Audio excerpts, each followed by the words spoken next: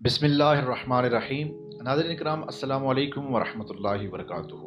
آج کی اس ویڈیو میں ہم بات کریں گے حضور نبی کریم صلی اللہ علیہ وآلہ وسلم کی مبارک زندگی کے اندر پیش آنے والے چند واقعات، جنہیں سن کر یقیناً آپ کے دل محبت رسول صلی اللہ علیہ وآلہ وسلم سے مالا مال ہو جائیں گے۔ حنین کا ایک واقعہ پیش خدمت ہے۔ ولید بن مسلم نے بیان کیا ہے، ان سے شیبہ بن عثمان رضی اللہ تعالیٰ عنہ نے روایت بیان کی۔ شیبہ کہتے تھے، میں نے یوم حنین کے موقع پر رسول اللہ صلی اللہ علیہ وآلہ وسلم کو دیکھا کہ آپ تنہا ہیں۔ مجھے اپنا باپ اور چچا یاد آ گئے، جنہیں حضرت علی اور حضرت حمزہ نے قتل کیا تھا۔ میں نے دل میں سوچا کہ آج انتقام کا موقع ملا ہے، کیوں نہ آج انتقام لیا جائے۔ میں نے آپ صلی اللہ علیہ وآلہ وسلم کی دائیں جانب سے آپ کا رخ کیا۔ جو ہی میں قریب پہنچا تو آپ صلی اللہ علیہ وآلہ وسلم کے دائیں جانب عباس رضی اللہ تعالیٰ عنہ کو دیکھا۔ میں نے کہا، یہ تو آپ صلی اللہ علیہ وآلہ وسلم کے چچا ہیں، آپ کا ساتھ ہرگز نہیں چھوڑیں گے۔ اس وقت عباس رضی اللہ تعالیٰ عنہ نے زرہ پہن رکھی تھی جو چاندی کی طرح سفید تھی اور اس پر غبار واضح نظر آ رہا تھا۔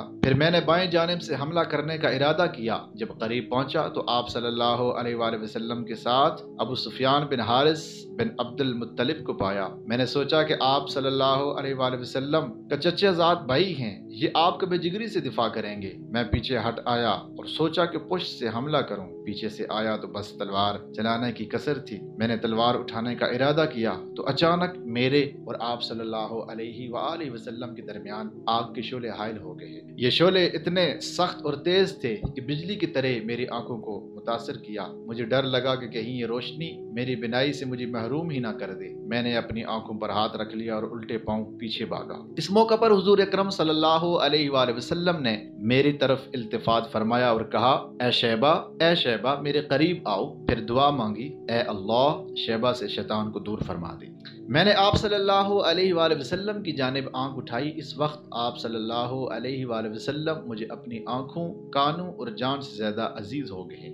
آپ صلی اللہ علیہ وآلہ وسلم نے فرمایا، یا شیبہ قاتل الکفار، یعنی اے شیبہ کفار سے قتال کرو۔ پھر میں نے دیکھا کہ حضور اکرم صلی اللہ علیہ وآلہ وسلم نے مٹھی بھر مٹی لی اور دشمنوں کی طرف پھینک دی اور وہ مٹی سارے دشمنوں کی آنکھوں میں پڑ گئی۔ ابو محذورہ رضی اللہ تعالیٰ عنہ کا عظیم واقعہ، جب نبی کریم صلی اللہ علیہ وآلہ وسلم نے انہیں مؤذن مقرر فرمایا، چنانچہ امام احمد بن حنبل نے بیان کیا، ان سے روح بن عبادہ نے، ان سے ابن جریر نے، ان سے عبد العزیز بن عبد الملک بن ابی محذورہ رضی اللہ تعالیٰ عنہ نے بیان کیا کہ انہیں عبداللہ بن محیریز نے بتایا، یہ عبداللہ یتیم تھے اور ابو محذورہ کی سرپرستی میں پلے بڑے۔ عبداللہ کہتے ہیں، وہ ایک مرتبہ شام کے سفر پر روانہ ہوئے۔ روانگی سے قبل انہوں نے حضرت ابو محذورہ رضی اللہ تعالیٰ عنہ سے کہا، شام کے لوگ مجھ سے آپ کی آذان کے بارے میں پوچھیں گے تو میں کیا بتاؤں؟ حضرت ابو محذورہ رضی اللہ تعالیٰ عنہ نے اپنا واقعہ یوں بیان کیا کہ میں اپنے ساتھیوں کے ساتھ حنین کی جانب نکلا۔ ہم راستے میں تھے کہ حضور اکرم صلی اللہ علیہ وآلہ وسلم کا قافلہ حنین سے واپس آتا ہوا راستے میں ملا۔ حضور اکرم صلی اللہ علیہ وآلہ وسلم کی مؤذن نے اذان پڑھی۔ ہم نے کچھ فاصلے سے اذان کی آواز سنی۔ ہم راستے سے الگ ہو کر بیٹھ گئے تھے۔ ہم نے اذان سن کر اس کے الفاظ کو مذاق اور استہزاء کے طور پر دہرانا شروع کر دیا۔ حضور اکرم صلی اللہ علیہ وآلہ وسلم نے ہماری آواز سن لی۔ آپ صلی اللہ علیہ وآلہ وسلم نے کسی کو حکم دیا، ہمیں آپ کے سامنے حاضر کیا جائے۔ چنانچہ جب ہمیں آپ صلی اللہ علیہ وآلہ وسلم کے سامنے لایا گیا تو آپ صلی اللہ علیہ وآلہ وسلم نے فرمایا، تم میں سے کس کی آواز بلند تھی؟ یہ سن کر سب نے میری طرف اشارہ کر دیا اور وہ اس معاملے میں سچے تھے۔ نبی پاک صلی اللہ علیہ وآلہ وسلم نے باقی سب کو جانے کی اجازت دی مگر مجھے پابند کر دیا۔ پھر حکم دیا، کھڑے ہو جاؤ اور اذان پڑھو۔ میں حکم سن کر کھڑا ہو گیا۔ اس وقت نبی پاک صلی اللہ علیہ وآلہ وسلم کی شخصیت سے زیادہ مجھے کسی چیز سے نفرت اور عداوت نہ تھی۔ جس چیز کا آپ صلی اللہ علیہ وآلہ وسلم نے مجھے حکم دیا تھا وہ مجھے بھی از خود ناپسند تھی۔ بہرحال میں اٹھا اور آپ صلی اللہ علیہ وآلہ وسلم کے سامنے کھڑا ہو گیا۔ نبی کریم صلی اللہ علیہ وآلہ وسلم نے مجھے آذان کے کلمات سکھائے اور فرمایا، اب بلند آواز سے کہنا شروع کر دیجیے، اللہ اکبر اللہ اکبر اللہ اکبر اللہ اکبر، अशहदु अल्ला इलाहा इल्लल्लाह, अशहदु अल्ला इलाहा इल्लल्लाह, अशहदु अन्ना मुहम्मदर रसूलुल्लाह, अशहदु अन्ना मुहम्मदर रसूलुल्लाह, हय्या अलस सलाह, हय्या अलस सलाह, हय्या अलल फलाह, हय्या अलल फलाह, अल्लाहु अकबर, ला इलाहा इल्लल्लाह। जब मैंने अजान मुकम्मल की तो नबी पाक सल्लल्लाहु अलैहि वसल्लम ने मुझे बुलाया और एक थैली मरहमत फरमा दी जिसमें कुछ चांदी थी। इसके बाद आप सल्लल्लाहु अलैहि वसल्लम ने मेरी पेशानी पर अपना हाथ रखा, फिर वो मेरे चेहरे पर फेरते हुए मेरे सीने तक लाए और मेरे पेट और कलेजे पर फेरा। इसके बाद आप सल्लल्लाहु अलैहि वसल्लम ने दुआ फरमाई, अल्लाह ताला तुझे बरकत अता फरमाई और तेरे ऊपर फजल करम करे। अब मेरी कल्बी हालत बदल चुकी थी। मैंने अर्ज किया, ए अल्लाह के रसूल सल्लल्लाहु अलैहि वसल्लम, मुझे मक्का में मुअज्जिन मुकर्रर फरमा दीजिए। नबी पाक सल्लल्लाहु अलैहि वसल्लम ने कहा, जाओ, मैंने तुझे हरम मक्का का मुअज्जिन मुकर्रर कर दिया। अब मेरा दिल हुजूर अकरम सल्लल्लाहु अलैहि वसल्लम की मोहब्बत से यूं भर गया था कि कायनात की कोई चीज मुझे आप सल्लल्लाहु अलैहि वसल्लम से ज्यादा महबूब ना थी। मैं हुजूर अकरम सल्लल्लाहु अलैहि वसल्लम की मुकर्रर करदा आमिल मक्का हज़रत अता बिन उसैद के पास आया और उन्हें पूरा वाक़या सुनाया। चनाचे इस वक्त से मैं अजान की जिम्मेदारी निभा रहा। नाज़रीन किराम, सुनन बहकी में बयान किया गया है कि हज़रत अबू महज़ूरा रज़ी अल्लाह ताला अन्हु की औलाद, उनके पोते और पड़पोते सब मस्जिद हराम में अजान दिया करते थे। अदी बिन हातिम रज़ी अल्लाह ताला अन्हु को रसूल पाक सल्लल्लाहु अलैहि वसल्लम की तरफ से पेशन गोई। ये वाक़या रबीउल अव्वल शरीफ 9 हिजरी का वाक़या है। सही बुखारी में हज़रत अदी से मरवी है कि मैं खिदमत नबी सल्लल्लाहु अलैहि वसल्लम में बैठा था कि एक आदमी ने आकर फाका की शिकायत की, फिर दूसरे आदमी ने आकर राहज़नी की शिकायत की। आप सल्लल्लाहु अलैहि वसल्लम ने फरमाया, अदी, तुमने हिरा देखा है? अगर तुम्हारी जिंदगी दराज हुई तो तुम देख लोगे कि हौदज नशीन औरत हिरा से चल कर आएगी, खाना काबा का तवाफ करेगी और उसे अल्लाह के सिवा किसी का खौफ ना होगा। और अगर तुम्हारी जिंदगी दराज हुई तो तुम कसरा के खजाने फतह करोगे। और अगर तुम्हारी जिंदगी दराज हुई तो तुम देखोगे कि आदमी चुल्लू भर कर सोना या चांदी निकालेगा और ऐसे आदमी को तलाश करेगा जो उसे कबूल कर ले, तो कोई उसे कबूल करने वाला न मिलेगा। इसी रिवायत के आखिर में हज़रत अदी का बयान है कि मैंने देखा कि हौदज नशीन औरत हिरा से चल कर खाना काबा का तवाफ करती है और उसे अल्लाह के सिवा किसी का खौफ नहीं। और मैं खुद इन लोगों में था जिन्होंने कसरा के खजाने फतह किए। और अगर तुम लोगों की जिंदगी दराज हुई तो तुम लोग वो चीज भी देख लोगे जो नबी अबुल कासिम सल्लल्लाहु अलैहि वसल्लम ने फरमाई थी कि आदमी चुल्लू पर सोना या चांदी निकालेगा। ग़ज़वा तबूक के वाक़यात 9 हिजरी। अबू खैसमा की आमद की खबर रसूलुल्लाह सल्लल्लाहु अलैहि वसल्लम ने दी। ग़ज़वा तबूक के सफर में अबू खैसमा जायज से पीछे रह गए थे। उनकी 2 बीवियां थी। एक दिन उन्होंने आकर देखा कि हर एक ने पानी छिड़क कर अपना अपना छप्पर ठंडा कर दिया है और अपने खावंद के लिए खाने और ठंडे पानी का इंतजाम कर रखा है। ये देखते ही अबू खैसमा ने कहा, रसूल अकरम सल्लल्लाहु अलैहि वसल्लम गर्मी और धूप में हो और अबू खैसमा ठंडक और साए में हो।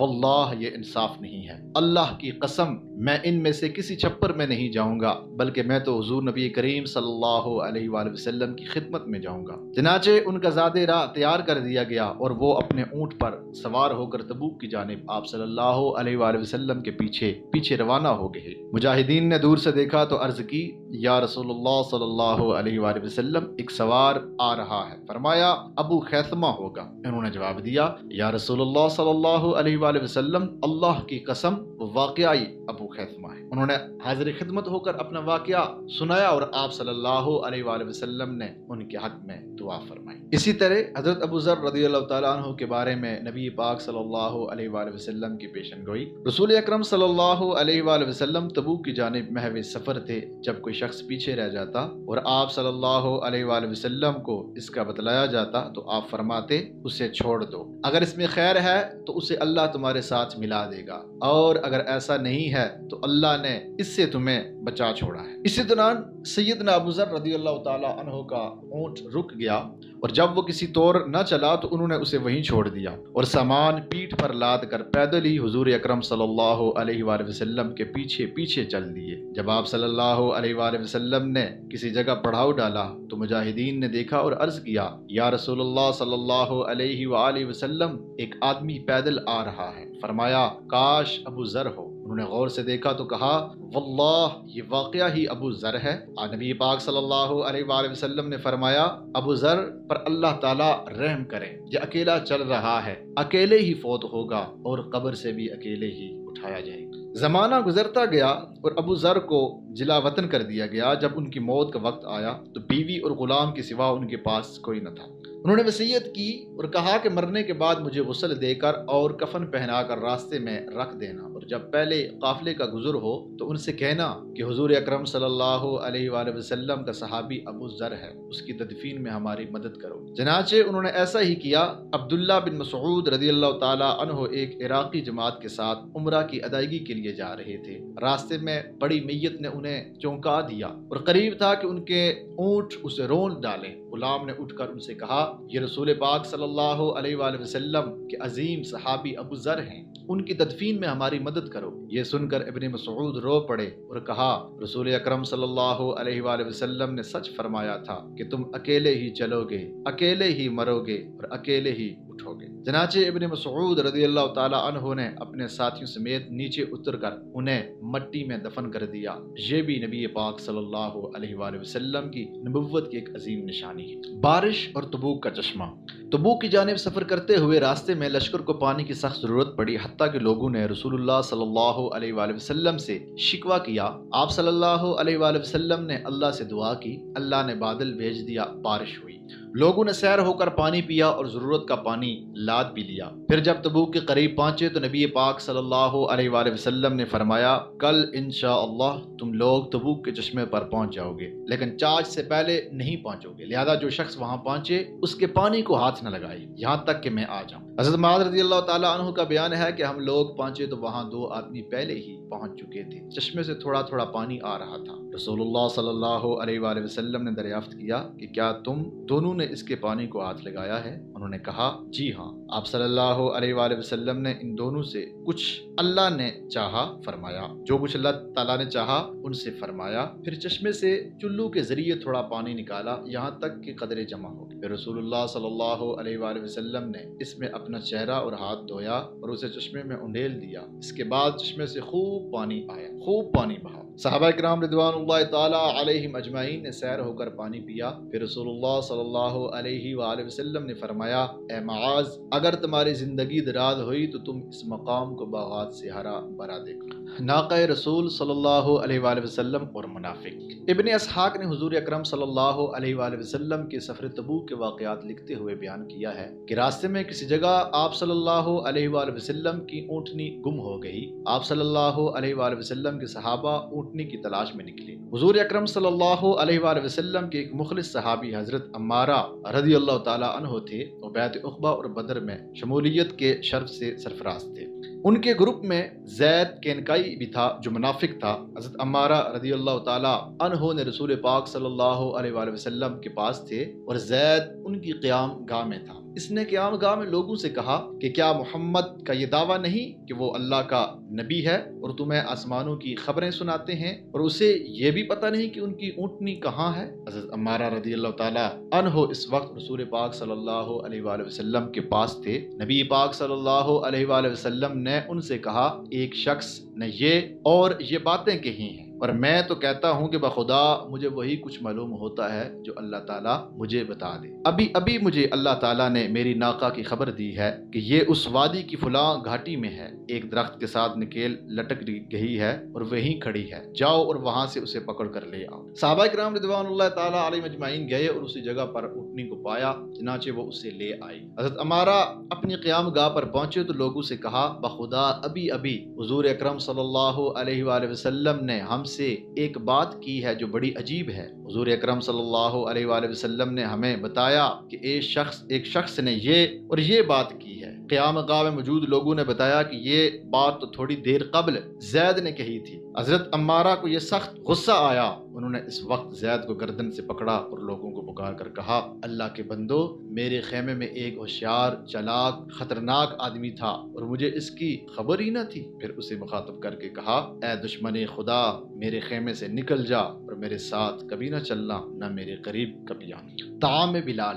واقدی نے بیان کیا ہے کہ مجھ سے یونس بن محمد نے یعقوب بن عمر بن قتادہ کے حوالے سے بیان کیا کہ بنی سعد بن حزیم کے ایک شخص نے بیان کیا کہ میں رسول اللہ صلی اللہ علیہ وآلہ وسلم کی خدمت میں حاضر ہوا۔ اس وقت نبی پاک صلی اللہ علیہ وآلہ وسلم تبوک میں ایک مقام پر تشریف فرما تھے۔ آپ صلی اللہ علیہ وآلہ وسلم کے ساتھ 6 ساتھی تھے اور آپ ساتویں تھے۔ میں وہاں پہنچا اور آپ کو سلام کیا۔ آپ نے مجھے بیٹھنے کا حکم دیا۔ میں بیٹھ گیا اور عرض کیا، میں گواہی دیتا ہوں کہ آپ اللہ کے سچے رسول ہیں۔ نبی پاک صلی اللہ علیہ وآلہ وسلم نے فرمایا، تم نے فلاح پا لی ہے۔ پھر حضرت بلال رضی اللہ تعالیٰ عنہ کو آواز دی اور فرمایا، بلال ہمیں کھانا کھلاؤ۔ حضرت بلال رضی اللہ تعالیٰ عنہ نے زمین پر چمڑے کا ایک دسترخوان بچھا دیا اور ایک تھیلے میں سے کھجور، گھی اور پنیر کی بنی ہوئی پنجیری نکالی۔ نبی پاک صلی اللہ علیہ وآلہ وسلم نے ہمیں حکم دیا، بسم اللہ کیجئے اور کھائیے۔ ہم سب نے کھانا کھایا اور سیر ہو گئے۔ میں نے عرض کیا، یا رسول اللہ صلی اللہ علیہ وآلہ وسلم، یہ کھانا تو اتنا کم تھا کہ شروع میں نے سوچا کہ میں تو یہ تنہا کھا جاؤں گا، مگر یہ ہم سب کو کفایت کر گیا۔ نبی پاک صلی اللہ علیہ وآلہ وسلم نے فرمایا، مومن ایک آنت میں کھاتا ہے جبکہ کافر 7 آنتوں میں کھاتا ہے۔ میں اگلے دن پھر حضور اکرم صلی اللہ علیہ وآلہ وسلم کی خدمت میں حاضر ہوا۔ میں ظہرانے میں بھی شرکت کرنا چاہتا تھا اور اس سے 2 باتیں مقصود تھیں، ایک تو یہ کہ کھانا کھاؤں اور دوسری یہ کہ مزید اطمینان قلب اور یقین حاصل کروں۔ اللہ تعالیٰ نے اپنے نبی کو خصوصی برکات سے نوازا ہے۔ میں نے دیکھا کہ کھانے کا وقت ہوا تو آپ کے پاس 10 افراد موجود تھے۔ آپ صلی اللہ علیہ وآلہ وسلم نے حضرت بلال رضی اللہ تعالی عنہ سے کہا، بلال کھانا لاؤ۔ چنانچہ حضرت بلال نے دسترخوان بچھا دیا اور ایک تھیلی سے کھجوریں نکالنے لگے۔ وہ مٹھیاں بھر بھر کر کھجوریں دسترخوان پر ڈال رہے تھے۔ دسترخوان پر ڈال رہے تھے۔ آپ صلی اللہ علیہ وآلہ وسلم نے فرمایا، بلال کھلے دل سے کھجوریں یہاں نکال دو۔ عرش والے پر بھروسہ رکھو اور یہ خوف دل میں نہ لاؤ کہ وہاں بخل سے کام لیا جائے گا۔ حضرت بلال رضی اللہ تعالیٰ عنہ نے ساری کھجوریں ڈال دی۔ میں نے اندازہ لگایا کہ وہ کھجوریں 2 مد یعنی تقریباً 1.5 سیر ہوں گی۔ حضور اکرم صلی اللہ علیہ وآلہ وسلم نے اپنا دست مبارک ان کھجوروں کے اوپر رکھا اور فرمایا، بسم اللہ کر کے کھائیے۔ سب لوگوں نے خوب کھایا اور میں نے بھی ان کے ساتھ پیٹ بھر کر کھایا۔ میں خود کھجوریں کاشت کرتا تھا اور کھجوریں کھاتا بھی بہت زیادہ تھا، مگر مزید کھانے کی گنجائش نہ رہی۔ سب لوگ کھانے سے فارغ ہوئے تو میں نے دیکھا کہ دسترخوان پر کم و بیش اتنی ہی کھجوریں پڑی تھیں جتنی حضرت بلال رضی اللہ تعالی عنہ نے ڈالی تھی، گویا ہم نے کچھ کھایا ہی نہ ہو۔ اگلے روز پھر میں نے ایسا ہی معاملہ دیکھا۔ نبی پاک صلی اللہ علیہ وآلہ وسلم نے بلال سے کہا، بلال کھانا لاؤ۔ بلال نے پچھلے دن والی کھجوریں دسترخوان پر پھیلا دی۔ 10 یا اس سے زیادہ افراد نے سیر ہو کر کھایا۔ یوں 3 دن تک یہ سلسلہ چلتا رہا۔ بنی سعد کا کنواں۔ واقدی نے کہا کہ مجھے یونس بن محمد بن یعقوب بن عمر بن قتادہ نے محمد بن لبید کے حوالے سے یہ روایت سنائی کہ بنی سعد بن حزیم کا ایک وفد حضور اکرم صلی اللہ علیہ وآلہ وسلم کی خدمت میں تبوک کے مقام پر حاضر ہوا۔ انہوں نے عرض کیا، یا رسول اللہ صلی اللہ علیہ وآلہ وسلم، ہم آپ کی خدمت میں آئے ہیں اور اپنے اہل و عیال کو اپنے ایک کنویں کے پاس چھوڑ آئے ہیں۔ اس کنویں میں پانی بہت قلیل ہے اور یہ شدید گرمیوں کا موسم ہے۔ ہمیں ڈر ہے کہ اگر ہم پانی کی تلاش میں ادھر ادھر منتشر ہو گئے تو ہم کسی مشکل میں مبتلا ہو جائیں گے، کیونکہ ہمارے گرد و نواح میں ابھی تک اسلام زیادہ نہیں پھیل سکا۔ آپ ہمارے لیے دعا کریں کہ ہمارے کنویں میں پانی کی کثرت ہو جائے۔ اگر ہمیں سرابی مل جائے تو آس پاس کا کوئی قبیلہ ہمارے مقابلے پر کوئی حیثیت نہیں رکھتا، یوں مخالفین دین کا ہمارے مقابلے پر کوئی زور نہ چل سکے گا۔ نبی پاک صلی اللہ علیہ وآلہ وسلم نے ارشاد فرمایا، مجھے کچھ کنکریاں لا کر دو۔ انہوں نے آپ صلی اللہ علیہ وآلہ وسلم کو 3 کنکریاں لا کر دی۔ آپ صلی اللہ علیہ وآلہ وسلم نے ان کنکریوں کو ہاتھ میں لے کر خوب ملا اور فرمایا، یہ کنکریاں لے جاؤ اور بسم اللہ شریف پڑھ کر ایک ایک کنکری کنویں میں ڈالتے جانا۔ یہ کنکریاں لے کر وہ چلے گئے اور رسول پاک صلی اللہ علیہ وآلہ وسلم کے حکم کے مطابق کنویں میں ڈال دی۔ کنویں کا پانی جوش مارنے لگا۔ ان لوگوں نے اپنے آس پاس کے مشرکین کو وہاں سے نکال باہر کر دیا۔ جب نبی پاک صلی اللہ علیہ وآلہ وسلم تبوک سے واپس پہنچے تو بنو سعد کے مسلمانوں کی کافشوں سے پورا علاقہ اسلام سے روشناس ہو گیا اور اکثر لوگ مسلمان ہو گئے۔ نیل گائے کے شکار کی خبر۔ تبوک میں قیام کے دوران نبی پاک صلی اللہ علیہ وآلہ وسلم نے حضرت خالد بن ولید رضی اللہ تعالیٰ عنہ کو 420 سواروں کا رسالہ دے کر دومت الجندل کے حاکم عقیدر کے پاس بھیجا۔ خالد بن ولید رضی اللہ تعالیٰ عنہ کو 420 سواروں کا رسالہ دے کر دومت الجندل کے حاکم عقیدر کے پاس بھیجا اور فرمایا تم اسے نیل گائے کا شکار کرتے ہوئے پاؤ گے۔ حضرت خالد رضی اللہ تعالیٰ عنہ وہاں تشریف لے گئے۔ جب اتنے فاصلے پر رہ گئے کہ قلعہ صاف نظر آ رہا تھا تو اچانک ایک نیل گائے نکلی اور قلعے کے دروازے پر سینگ رگڑنے لگی۔ عقیدر اس کے شکار کو نکلا۔ چاندنی رات تھی۔ حضرت خالد بن ولید رضی اللہ تعالیٰ عنہ اور ان کے سواروں نے اسے جا لیا اور گرفتار کر کے رسول پاک صلی اللہ علیہ وآلہ وسلم کی خدمت میں حاضر کیا۔ نبی پاک صلی اللہ علیہ وآلہ وسلم نے اس کی جان بخشی کی اور 2000 اونٹ، 800 غلام، 400 زریں اور 400 نیزے دینے کی شرائط پر صلح فرمائی۔ اس نے جزیہ دینے کا اقرار کیا۔ یوں نبی پاک صلی اللہ علیہ وآلہ وسلم نے شرائط کے مطابق معاملہ طے کیا۔ ان حالات کو دیکھ کر وہ قبائل جو اب تک رومیوں کے اعلی کار بنے ہوئے تھے سمجھ گئے کہ اب اپنے ان پرانے سرپرستوں پر اعتماد کرنے کا وقت ختم ہو چکا ہے، اس لیے وہ بھی مسلمانوں کے حمایتی بن گئے ہیں۔ اس طرح اسلامی حکومت کی سرحدیں وسیع ہو کر براہ راست رومی سرحدوں سے جا ملی اور رومیوں کے اعلی کاروں کا بڑی حد تک خاتمہ ہو گیا۔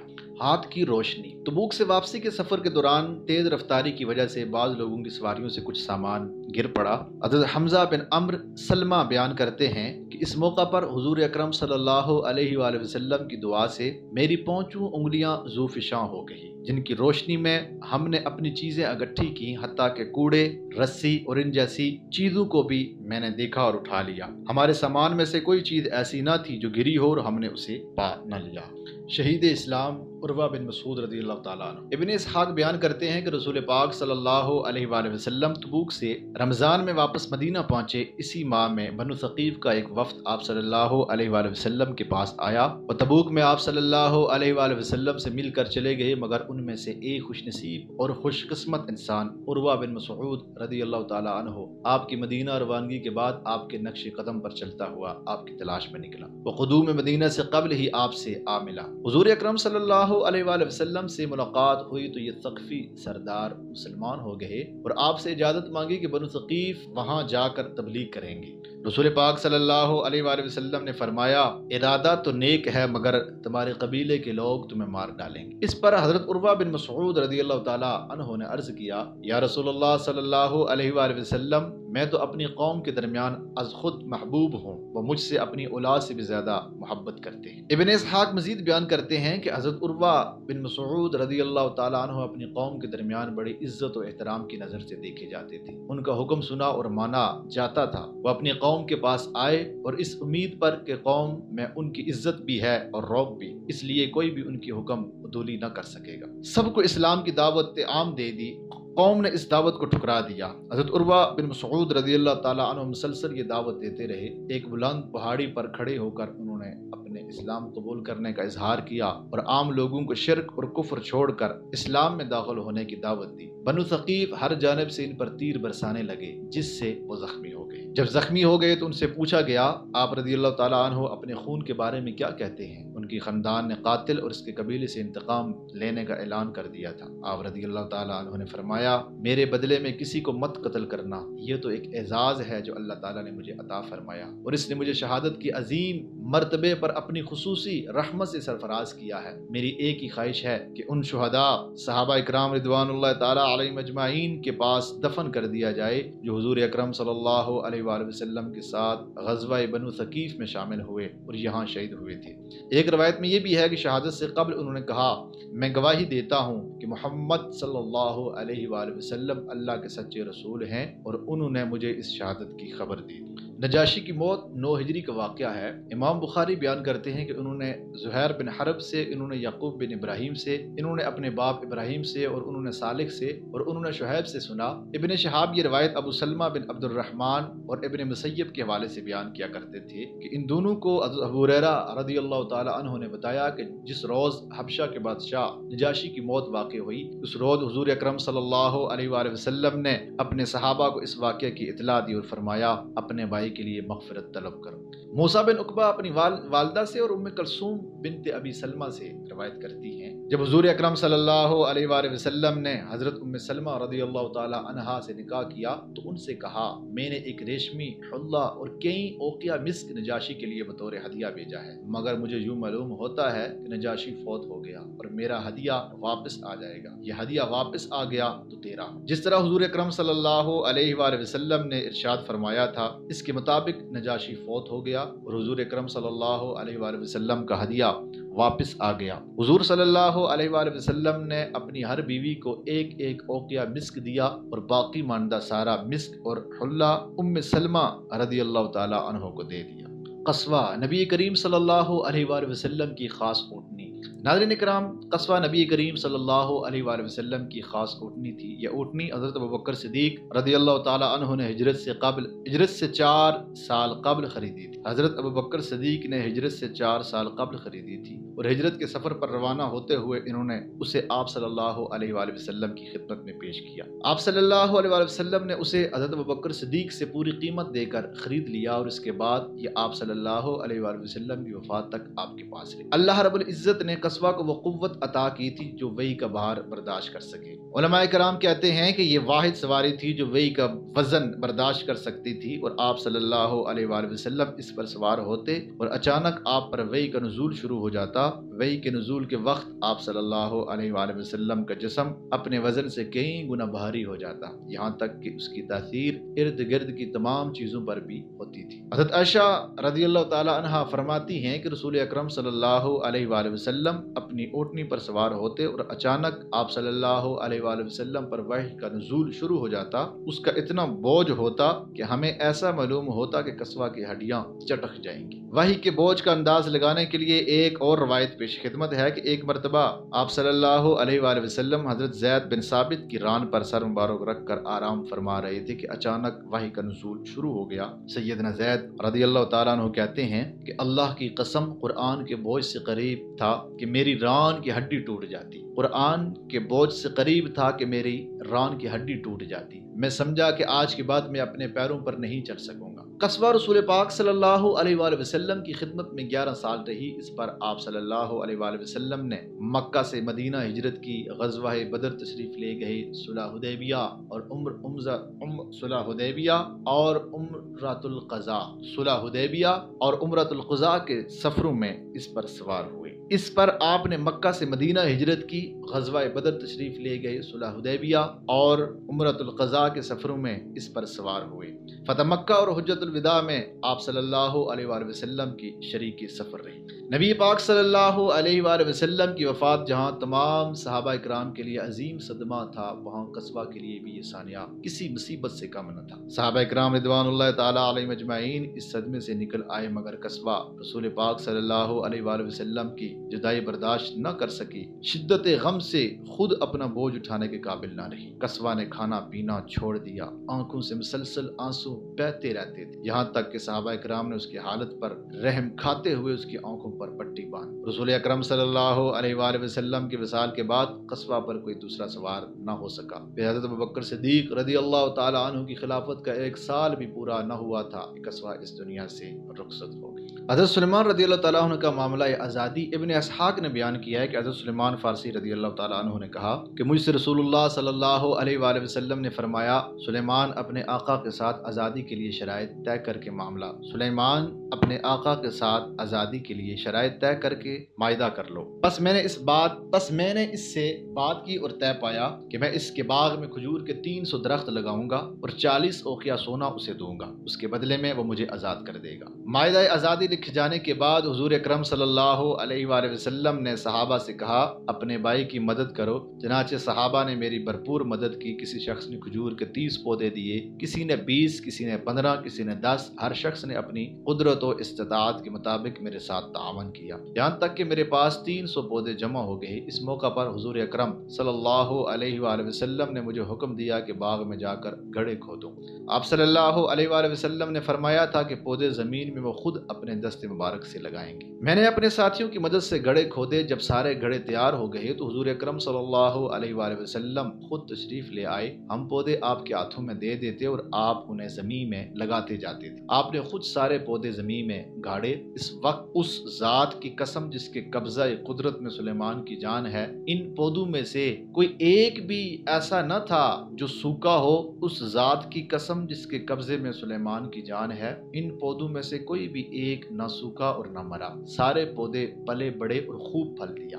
اب کھجوریں لگانے کی شرائط پوری ہو گئی تھی، مگر 40 اوقیہ سونا دینا باقی تھا، وہ کہاں سے آئے گا؟ میں اسی سوچ میں تھا کہ ایک سریا سے صحابہ کرام رضوان اللہ تعالیٰ علیہ مجمعین لوٹے اور مرغی کے انڈے کے برابر سونے کی ایک ڈلی لائے۔ جب وہ سونا نبی پاک صلی اللہ علیہ وآلہ وسلم کے مبارک ہاتھوں میں پہنچا تو آپ صلی اللہ علیہ وآلہ وسلم نے میرے بارے میں پوچھا۔ میں حاضر ہوا تو آپ صلی اللہ علیہ وآلہ وسلم نے فرمایا، سلیمان یہ سونا لے جاؤ اور اپنے آقا کو ادائیگی کر کے آزادی حاصل کر لو۔ میں نے عرض کیا، یا رسول اللہ صلی اللہ علیہ وآلہ وسلم یہ کیسے پورا ہوگا؟ نبی پاک صلی اللہ علیہ وآلہ وسلم نے اس کے اوپر اپنی زبان مبارک پھیری اور فرمایا، اسے لے جاؤ اور تول دینا، یہ پورا ہو جائے گا۔ وہ ڈلی لے کر میں اپنے صاحب کے پاس گیا اور اسے سونا تول کر دیا، یہ پورے 40 اوقیہ ہوا۔ نبوت کی قندیلیں۔ امام بخاری بیان کرتے ہیں، معاذ بن حشام نے اپنے باپ سے، انہوں نے قتادہ سے اور انہوں نے انس بن مالک رضی اللہ تعالیٰ عنہ سے حدیث سنی کہ ایک اندھیری شب میں رسول پاک صلی اللہ علیہ وآلہ وسلم کے دو صحابی آپ صلی اللہ علیہ وآلہ وسلم کی مجلس سے اٹھ کر گئے۔ سخت تاریکی تھی مگر ان کے آگے آگے دو مشعلیں روشنی پھیلا رہی۔ جب دونوں الگ الگ ہوئے تو ہر ایک کے ساتھ ایک شمع رہ گئی، جس کی روشنی میں وہ دونوں اپنے گھر تک پہنچ گئے۔ ان دو صحابہ کے نام کچھ یوں ہیں، حضرت اسید بن حدیر رضی اللہ تعالیٰ عنہ اور دوسرے حضرت عبادہ بن بشیر رضی اللہ تعالیٰ عنہ۔ وہ کہتے ہیں کہ اندھیری شب میں ان میں سے ایک کا عصا روشن ہو گیا تھا، اور جب ایک دوسرے سے الگ ہوئے تو دوسرے صحابی کا عصا بھی روشنی پھیلانے لگا۔ ابو سلمہ رضی اللہ تعالیٰ عنہ نے حضرت ابو سعید خدری رضی اللہ تعالیٰ عنہ سے روایت بیان کی ہے کہ نبی پاک صلی اللہ علیہ وآلہ وسلم ایک تاریک رات میں نماز عشاء کے لیے نکلے۔ آسمان پر تاریک بادل چھائے ہوئے تھے اور سخت اندھیرا تھا۔ اچانک بجلی چمکی اور آپ صلی اللہ علیہ وآلہ وسلم نے بجلی کی روشنی میں حضرت قتادہ بن نعمان رضی اللہ تعالیٰ عنہ کو دیکھا۔ آپ نے فرمایا، قتادہ؟ انہوں نے جواب دیا، جی یا رسول اللہ صلی اللہ علیہ وآلہ وسلم، میں نے سوچا کہ اس تاریک رات میں بہت کم لوگ عشاء کی نماز میں حاضر ہوں گے، تو میں نے چاہا کہ ضرور مسجد پہنچ جاؤں۔ رسول اکرم صلی اللہ علیہ وآلہ وسلم نے فرمایا کہ نماز کے بعد جانے لگو تو مجھ سے مل کر جائیے گا۔ چنانچہ نماز سے فارغ ہو کر حضرت قتادہ رضی اللہ تعالیٰ عنہ آپ صلی اللہ علیہ وآلہ وسلم کی خدمت میں حاضر ہوئے۔ نبی پاک صلی اللہ علیہ وآلہ وسلم نے انہیں کھجور کی ایک باریک سی چھڑی عطا فرمائی اور کہا، لو اسے پکڑ لو، یہ اندھیرے میں 10 قدم تمہارے آگے اور 10 قدم تمہارے پیچھے روشنی کرے گی۔ احد پہاڑ کا لرزنا۔ امام بخاری رحمۃ اللہ تعالیٰ علیہ روایت کرتے ہیں کہ انہوں نے محمد بن بشار سے، انہوں نے یحییٰ بن سعید سے اور انہوں نے قتادہ سے اور انہوں نے حضرت انس بن مالک سے سنا کہ ایک مرتبہ حضور اکرم صلی اللہ علیہ وآلہ وسلم احد پہاڑ کے اوپر چڑھ گئے۔ نبی پاک صلی اللہ علیہ وآلہ وسلم کے ساتھ حضرت ابوبکر صدیق رضی اللہ تعالیٰ عنہ، حضرت عمر فاروق رضی اللہ تعالیٰ عنہ اور حضرت عثمان غنی رضی اللہ تعالیٰ عنہ بھی تھے۔ نبی پاک صلی اللہ علیہ وآلہ وسلم جب پہاڑ پر بیٹھے تو پہاڑ لرزنے لگا۔ آپ صلی اللہ علیہ وآلہ وسلم نے فرمایا، اے احد ثابت قدم اور پرسکون ہو جاؤ، بے شک تیرے اوپر ایک نبی، ایک صدیق اور 2 شہید۔ شہید خاتون، یہ ام ورقہ بنت عبداللہ بن حارث بن عویم انصاریہ تھی۔ حضور اکرم صلی اللہ علیہ وآلہ وسلم ان کے ہاں اکثر جایا کرتے تھے اور انہیں شہیدہ کے نام سے پکارا کرتے تھے۔ جنگ بدر کے موقع پر انہوں نے حضور اکرم صلی اللہ علیہ وآلہ وسلم سے عرض کیا، یا رسول اللہ صلی اللہ علیہ وآلہ وسلم، مجھے جنگ میں شمولیت کی اجازت دیجیے، میں زخمیوں کا علاج کروں گی، شاید اللہ تعالیٰ مجھے بھی شہادت کا درجہ عطا فرمائے۔ اس پر نبی پاک صلی اللہ علیہ وآلہ وسلم نے ارشاد فرمایا، اللہ تعالیٰ تجھے شہادت عطا فرمائے گا، تو اپنے گھر میں آرام سے بیٹھی رہو، تو اپنے گھر میں آرام سے بیٹھی رہو۔ حضور اکرم صلی اللہ علیہ وآلہ وسلم نے ارشاد فرمایا، اللہ تجھے شہادت عطا فرمائے گا، تو اپنے گھر میں آرام سے بیٹھی رہو۔ حضور اکرم صلی اللہ علیہ وآلہ وسلم نے ارشاد فرمایا، اللہ تعالیٰ تجھے شہادت عطا فرمائے گا، تم اپنے گھر میں آرام سے بیٹھی رہو، تو شہید ہے۔ اس صحابیہ کا حضور اکرم صلی اللہ علیہ وآلہ وسلم نے خصوصی حکم دیا تھا۔ اس صحابیہ کو حضور اکرم صلی اللہ علیہ وآلہ وسلم نے خصوصی حکم دیا تھا کہ آپ اپنے اہل خانہ اور بجوار کی خواتین کو گھر میں نماز باجماعت پڑھایا کریں اور خود امامت کیا کریں۔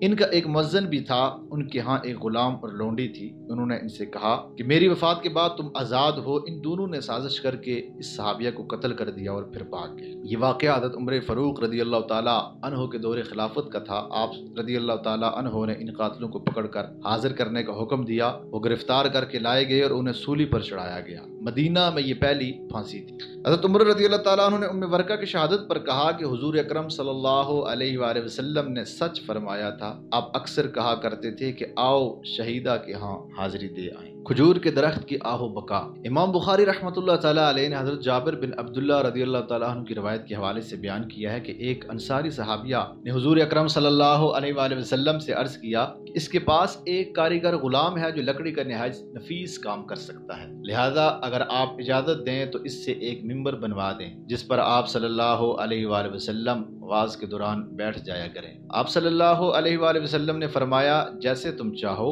حضرت جابر بیان کرتے ہیں کہ اس خاتون نے ایک ممبر بنوا کر بھجوا دیا۔ جب جمعہ کا دن ہوا تو حضور اکرم صلی اللہ علیہ وآلہ وسلم اس ممبر پر تشریف فرما ہوئے۔ اس موقع پر کھجور کا وہ تنا جس کے پاس کھڑے ہو کر نبی پاک صلی اللہ علیہ وآلہ وسلم خطبہ ارشاد فرمایا کرتے تھے رونے لگا۔ اس کی چیخ و پکار اتنی دردناک تھی کہ یوں معلوم ہوتا کہ وہ فرط غم سے پھٹ جائے گا۔ حضور اکرم صلی اللہ علیہ وآلہ وسلم ممبر سے نیچے اترے اور اس تنے کو پکڑ لیا، پھر اسے اپنے ساتھ چمٹا لیا۔ وہ چپ ہو گیا مگر اس طرح اس کی ہچکی بند ہوئی تھی کہ جس طرح روتا ہوا بچہ چپ کرنے سے پہلے ہچکیاں لیتا ہے۔ رسول پاک صلی اللہ علیہ وآلہ وسلم کی باخبری۔ امام بخاری رحمۃ اللہ تعالیٰ علیہ عبداللہ بن یوسف، مالک بن زناد اور حضرت ابو ہریرہ رضی اللہ تعالیٰ عنہ کے واسطوں سے حضور اکرم صلی اللہ علیہ وآلہ وسلم کی ایک حدیث بیان کرتے ہیں کہ نبی پاک صلی اللہ علیہ وآلہ وسلم نے فرمایا کیا تم یہاں میرا قبلہ رو ہونا دیکھتے ہو؟ خدا کی قسم مجھ سے تمہارا خشوع خضوع اور رکوع سجود ہرگز مخفی نہیں ہوتا، اپنے پیچھے بھی دیکھ سکتا ہوں۔ امام بخاری نے یحییٰ بن سالک سے، انہوں نے سلیمان سے، انہوں نے ہلال بن علی سے اور انہوں نے حضرت انس بن مالک رضی اللہ تعالیٰ عنہ سے بیان کیا ہے کہ حضور اکرم صلی اللہ علیہ وآلہ وسلم نے ہمیں نماز پڑھائی اور پھر آپ ممبر پر چڑھے اور فرمایا جس طرح میں تمہیں اپنے سامنے دیکھتا ہوں اسی طرح تمہیں نماز اور رکوع میں اپنے پیچھے بھی دیکھتا ہوں۔ نبی پاک صلی اللہ علیہ وآلہ وسلم کی دعا اور بارش کا نزول۔ امام بخاری رحمۃ اللہ تعالیٰ علیہ نے بیان کیا ہے کہ حضرت انس بن مالک نے یہ حدیث بیان کی کہ حضور اکرم صلی اللہ علیہ وآلہ وسلم کے دور میں سخت قحط پڑا۔ ایک جمعہ کو رسول پاک صلی اللہ علیہ وآلہ وسلم ممبر پر خطبہ دینے کے لیے چڑھے۔ نبی پاک صلی اللہ علیہ وآلہ وسلم نے خطبہ شروع کیا تو ایک دیہاتی کھڑا ہو گیا۔ اس نے کہا مال مویشی ہلاک ہو گئے ہیں اور اہل و عیال بھوک سے بدحال ہیں، یا رسول اللہ صلی اللہ علیہ وآلہ وسلم ہمارے لیے بارش کی دعا فرمائیے۔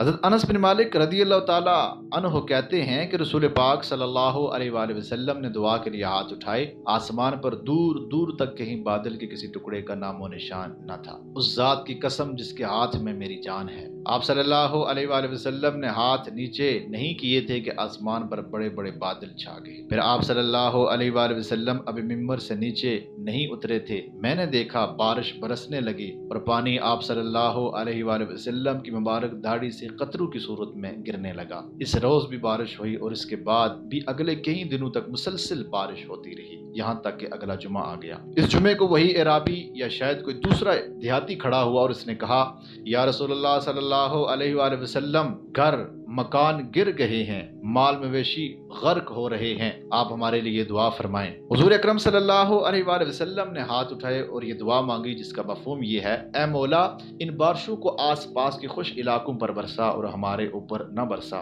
پھر آپ صلی اللہ علیہ وآلہ وسلم نے بادلوں کی طرف جس جانب بھی اشارہ کیا وہ چھٹتے چلے گئے۔ مدینہ تالاب بن گیا تھا اور ہر طرف پانی ہی پانی تھا اور وادی میں مہینہ بھر پانی بہتا رہا، کسی بھی جانب سے اگر کوئی آتا تو موسلادھار بارش کی خبر دیتا۔